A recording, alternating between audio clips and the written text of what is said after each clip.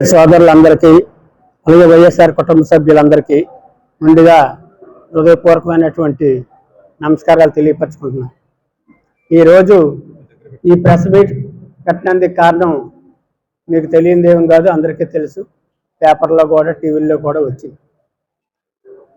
నా పెద్ద కుమారుడు వంశీరెడ్డి 74వ వార్డు కార్పొరేటరు ఈ రోజున మరి నాదెళ్ల మనోహర్ ద్వారా జనసేనలో జాయిన్ అవ్వడం, అది రిలీజ్ అవ్వడం కూడా మనం చూసాం. దీనికి ముందు కూడా ఆయన తెలుగుదేశం పార్టీ అధ్యక్షుడు ఎమ్మెల్యేల్ని టౌన్లో కలవడం, దరిమిలా అక్కడ నేను జనసేనలో జాయిన్ అవుతాను రామకృష్ణ గారి ద్వారా అనడం, ఇవన్నీ కూడా తెలిసిన తర్వాత ముందు కూడా తప్పుడు పని చేయొద్దు బాబు, నేను బ్రతుకున్నంతకాలం, నా బంధులో ప్రాణం ఉన్నంతకాలం రెండో పార్టీకి మీరు వెళ్ళడం కానీ మీ ఇద్దరు అందములు విడిపోవడం కానీ మంచిది కాదని శుక్రవారం నాడు మా ఆవిడ అన్నది. ఈరోజు అలాంటి మాట్లాడకని శుక్రవారం నాడు ఆడి ఇంటికి వెళ్ళి ఎట్టి పరిస్థితుల్లో పార్టీ మారకు, నన్ను బ్రతుకున్నంత వరకు కలిసికట్టుగా ఉండాలా, వైఎస్ఆర్ పార్టీ ఉండాలా అని చెప్పాను. కానీ నా మాటని లెక్క చేయకుండా నాకు అర్జెంట్ అయిన పని ఉందని చెప్పి ఆ రోజునే టౌన్లో తెలుగుదేశం ఎమ్మెల్యేలే పల్లా శ్రీనివాసరావుని కలవడం జరిగింది. దరిమిలా కూడా నేను ఆయనతో మాట్లాడడం జరిగింది. నేను ఎక్కడికి వెళ్ళిపోను, నేను ఓటింగ్లో పాల్గొను, నేను ఎవరికి కూడా ఏ పార్టీకి సపోర్ట్ చేయను, ఇంట్లో ఉండిపోతాను అని చెప్పిన వ్యక్తి. అలాంటి సందర్భంలో కొడుకు కదా నిజమే చెప్తుండని నమ్మి మరి సజ్జల రామకృష్ణారెడ్డి గారు అయితే అడిగారు. నాగిరెడ్డి గారు అప్పటికప్పుడు తీసుకున్న నిర్ణయం అని మేము అనుకోవట్లేదు, ముందుగానే ఏదో ప్లాన్ చేసుకున్నట్టున్నాడు, మీ నోట్స్లో లేకపోవచ్చు కానీ అన్నాడు. నేను అడిగాను, ఎక్కడికి వెళ్ళను, ఇంట్లోనే ఉంటాను అన్నాడు. ఇంట్లోనే ఉంటున్నాడు. అయినా మరి రకమైన ఆలస్య సడన్ నిర్ణయం తీసుకున్నాడు. తీసుకున్న తర్వాత మేము చేయగలిగింది కూడా ఏముంటుంది చెప్పండి, వేళ చిన్న పిల్లలు ఏం కాదు, కొట్టి తిట్టి ఇంట్లో బంధిస్తూ ఉండిపోయినందుకు, పాలు తాగిన పిల్లలు ఏం కాదు అని చెప్పడం జరిగింది. మా ప్రయత్నాలు మేము లాస్ట్ మినిట్ వరకు చేస్తామని చెప్పి నిన్నటి వరకు ప్రెస్ మీట్ పెట్టమని చాలామంది పెద్దలు, వైస్ ఛాన్సలర్ లాంటోళ్ళు, రిటైర్ అయిన ప్రొఫెసర్ లాంటోళ్ళు చెప్పినప్పటికీ, మా క్యాడర్ చెప్పినప్పటికీ చూద్దాం లాస్ట్ మినిట్ వరకు నేను వెళ్ళాను అన్నాడు కదా, ప్రెస్ మీట్ పెడితే నేను వెళ్ళకముందే ప్రెస్ మీట్ పెట్టి మా నాన్న మాట్లాడాడు, అందుకే నేను వెళ్ళిపోయానని ఆ అపవాదుగా నేస్తాడేమని నేను దాకా ఓపికగా ఉన్నాం. మరి అటు ధర్మశ్రీ గారు కానీ, ఇటు గురుమూర్తి రెడ్డి కానీ, ఇటు నేను కానీ, మా దయాలన్నయ్య కొడుకు రెండోవాడు అప్రసవం కానీ, మా అబ్బాయి దేవన్ కానీ అందరం కూడా వెళ్ళి ఎన్నిసార్లు బతిమాలిలా అతనిలో మార్పు అయితే రాలేదు. అందరినీ కూడా తిట్టడం మొదలుపెట్టాడు. ఇంకా తిట్ల పురాణం వినలేక సర్లే ఇంకడు ఎలాగా మన మాట వినేటట్టు లేడని వదిలేయడం జరిగింది. ఇప్పుడు పరిస్థితి ఏంటంటే, జగన్మోహన్ రెడ్డి గారు మా కుటుంబానికి చేసిన సేవకి, అంటే ఇచ్చిన గౌరవానికి, మాకు ఇచ్చిన అవకాశానికి మేము ఆయనకు రుణపడి ఉన్నాం. కానీ ఈవేళ మేము జగన్ గారి ముఖం చూడలేక నేను ఆయన దగ్గరికి వెళ్ళలేని పరిస్థితి నా కొడుకు వల్ల జరగడం నాకు చాలా విచారకరం, దురదృష్టకరం అని కూడా చెప్తున్నాను. చాలామంది వెళ్ళిపోతున్నారు కదా అన్నారు. అందరూ వైఎస్ఆర్ పార్టీ కార్పొరేటర్లు వెళ్ళిపోయి, నువ్వు వెళ్ళకూడదు. ఎంతమంది వెళ్ళిపోయారా, ఎంతమంది ఉన్నారో నాకు అనవసరం. నా కొడుకుగా నువ్వు వెళ్ళకూడదని ఎన్ని చెప్పినప్పటికీ వినిపించుకోలేదు. మరి వినిపించుకోలేనప్పుడు కొట్టి తిట్టి చెప్పినందుకు నా వయసు కూడా ఇంచుమించు 75 ఏళ్ళు వచ్చింది కనుక ఇంక ఈ పరిస్థితుల్లో వాళ్ళు కొట్టి వాళ్ళ దగ్గర జీవాట్లు తిని లేకపోతే వాళ్ళ చేత కొట్టించుకునే పరిస్థితి కాదు కనుక మరి ఇంతకన్నా చేయలేక జగన్మోహన్ రెడ్డి గారికి ఇచ్చిన ఆ రుణం తీర్చోలేపను, అతనికి రుణపడి ఉన్నాం, లాయల్టీగా ఉండాలా, క్రెడిబిలిటీగా ఉండాలని ఎంత చెప్పినా చెవిటోడు ముందు శంఖ ఊదినట్టుగానే నా విజ్ఞప్తిని పరిగణలోకి తీసుకోలేదు. ఈవేళ ఈ పరిస్థితి వచ్చి ప్రెస్లో ఆడి గురించి, నా కొడుకు గురించి నేను మాట్లాడుకునే పరిస్థితి వస్తుందని వైఎస్ఆర్ కుటుంబ సభ్యులకి కూడా తెలుసు. తండ్రి మీద తిరగబడతాడు, తండ్రి మాట ఎండని. అలాంటి పరిస్థితుల్లో మరి ఈ రోజున ఈ పరిస్థితులు ఇలాగొచ్చాయి. ఏదైనా మేము జగన్ గారికి రుణపడి ఉన్నాం. ఇంచేతంటే నాకు 2014లో ఎమ్మెల్యేగా అవకాశం ఇచ్చారు. 2019లో కూడా పవన్ కళ్యాణ్ మీద గెలుస్తానా గెల్లని కూడా ఆలోచించుకుంటా నాకు అవకాశం ఇచ్చారు. అతనే నన్ను గెలిపించుకున్నాడు. Local hero, real hero, not a real hero అని చెప్పి ఇవాళ నన్ను వైజాగ్ వచ్చినప్పుడల్లా భీష్మాచార్యాన్ని సంబోధిస్తూ కొడుకులు బాగున్నారు అని అడుగుతూ ఉండేవాడు. అలాంటి మరి వ్యక్తి మక్కువ చూడలేని పరిస్థితి, మెట్లెక్కి ఆయన దగ్గరికి దర్జాగా కాలు ఎగరేసుకొని వెళ్ళి కూర్చుండే పరిస్థితి కూడా లేకుండా నా పెద్ద కుమారుడు వంశీరెడ్డి వాళ్ళకి కలిగింది.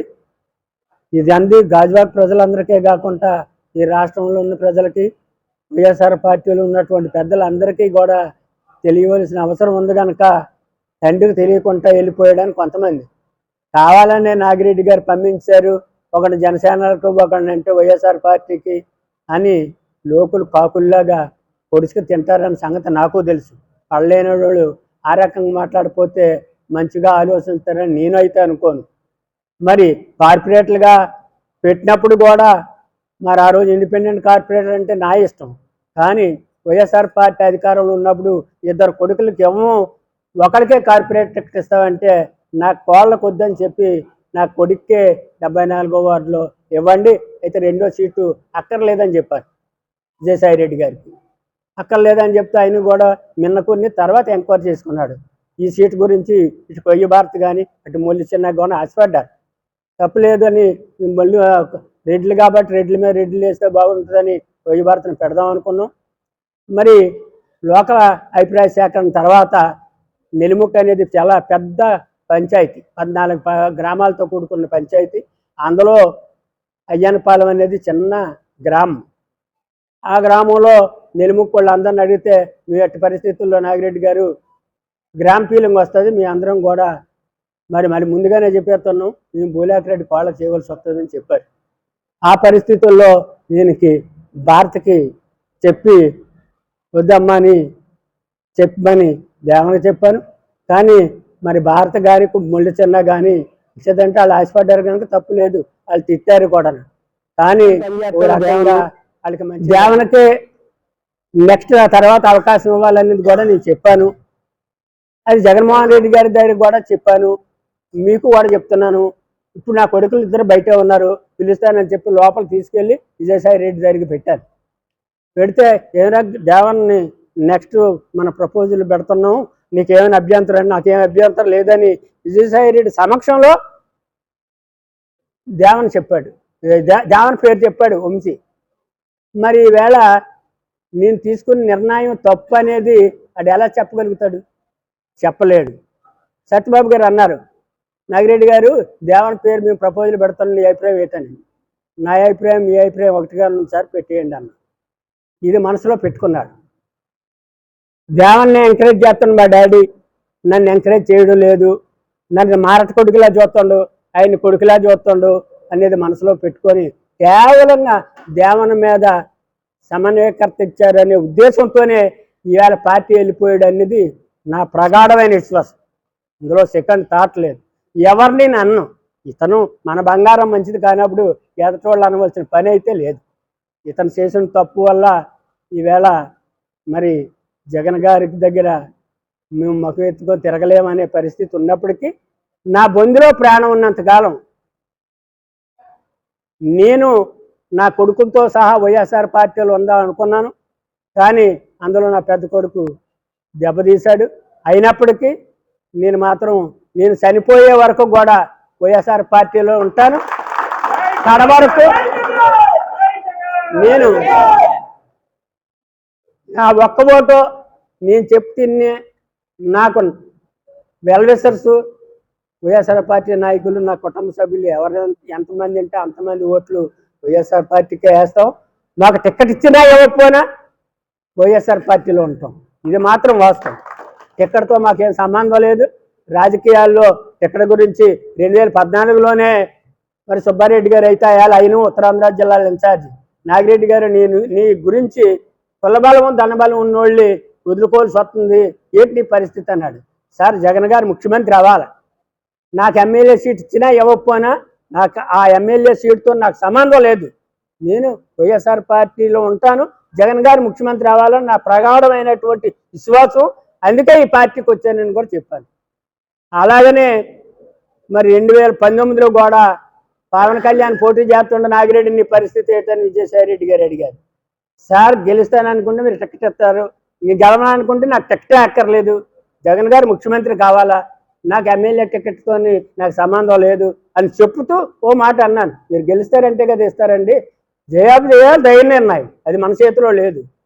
జగన్మోహన్ రెడ్డి గారు ఇవాళ ఎన్టీ రామారావు చిత్రనంద దాస్ మీద ఓడిపోయాడు.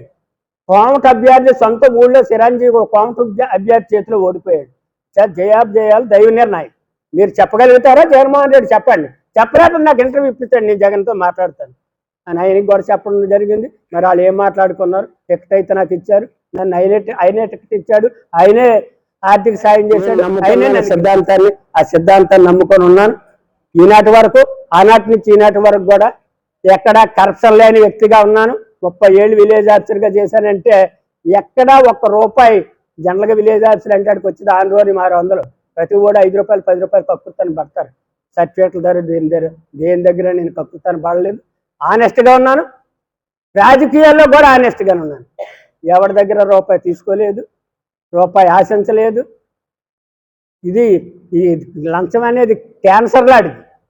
అంచేత దీన్ని నా దరిదాపుల్లోకి చేరనివ్వలేదు. నా కొడుకులకి కూడా వద్దన్నాను. ఇన్నోళ్ళు నా మాట విన్నారు, ఇన్నోళ్ళు నా మాట వినలేదు. ఇంటే వినపోయినా ఇన్నాన్ని చెప్పడం నా ధర్మం. అలాగే ఈవేళ నేను టికెట్ ఇచ్చి గెలిచినటువంటి కార్పొరేటర్లు కూడా నా కొడుకుల్లాగా అనుకొని వాళ్ళకి కూడా తప్పులు చేస్తుంటే మీరు తప్పులు చేయకండి రా అబ్బాయి అని చెప్పానని చాలామంది నన్ను తిట్టారు, మమ్మల్ని మందలిచ్చాడు అని కూడా చెప్పారు. అయినప్పటికీ చెప్పడం నా ధర్మం. నా కొడుకు ఎలాగో మీరు నా కొడుకుల్లాంటి వాళ్ళరా, మంచి మార్గంలో వెళ్ళండి. మీరు ఇవాళ కార్పొరేటర్గా ఉండొచ్చు, రేపు ఎమ్మెల్యేలు అవ్వచ్చు. నేను కార్పొరేటర్ నుంచే కదా ఎమ్మెల్యే అయ్యాను, మీరు అలాగా అవనందుకు అవకాశం ఉంటుంది. క్యారెక్టర్ పాడు చేసుకోకండి, క్రెడిబిలిటీని పాడు చేసుకోకండి చెప్పాను. వినకపోతే వాళ్ళ కర్మ చెప్పడం నా ధర్మం చెప్పాను. ఇవాళ పోతానని వాళ్ళు పోయారు, ఉండాలనుకున్న వాళ్ళు ఉన్నారు. మెన్మే కమ్ మెన్మే గో. పార్టీకి ఎవడు కూడా శాశ్వతం కాదు. ఉన్నోడు ఉంటాడు, పోయినోడు పోతుంటాడు. పర్మనెంట్ శత్రువులు ఉండరు, పర్మనెంట్ మిత్రులు ఉండరు. రాజకీయాల్లో నేను చాలా చూశాను. అంచేత ఎవడి మీద ఎవడు ఆధారపడి ఉండరు. నాయకుడి క్రెడిబిలిటీ, పార్టీ అధికారంలోకి వస్తే ప్రజలకు ఏం చేస్తుంది అనే ఆలోచనతోనే ప్రజలు ఓట్లు వేస్తారు. ఇది అందరికీ తెలిసినటువంటి నగ్న సత్యం. ఈవేళ చంద్రబాబు నాయుడు గారు అధికారంలో ఉన్నప్పుడు మనకి ఓటు వేయకుండా ఆ పార్టీకి ఓటేశారు. అలాగే స్థానిక సంస్థలు అన్నింటిలోనూ మనం గెలుచుకున్నాం, అన్నీ మన పక్కనే ఉన్నాయి. అన్నప్పటికీ మరి మన 2024లో మన ఓట్లు వేయకుండా మరి ఇవాళ కూటమికి ఓట్లు వేశారు. అంటే అర్థమేంటి? ప్రజలు మార్పు కోరాలనుకున్నప్పుడు అటు పార్టీని నాయకుడిని చూస్తారు, కానీ ఈ కింద ఉన్నటువంటి చూడరు. మార్పు కోరినప్పుడు ఎలాగా ప్రజలు మార్పు కోరుతారు. అది మనం పట్టుకున్న ఏలబడిన పోయే రోజు వచ్చినప్పుడు బంగారం చేతిలో పట్టుకున్న ఏలాడినా ఉండదు. పోయే రోజు వచ్చినప్పుడు పోద్దు, వచ్చే రోజు వస్తుంది.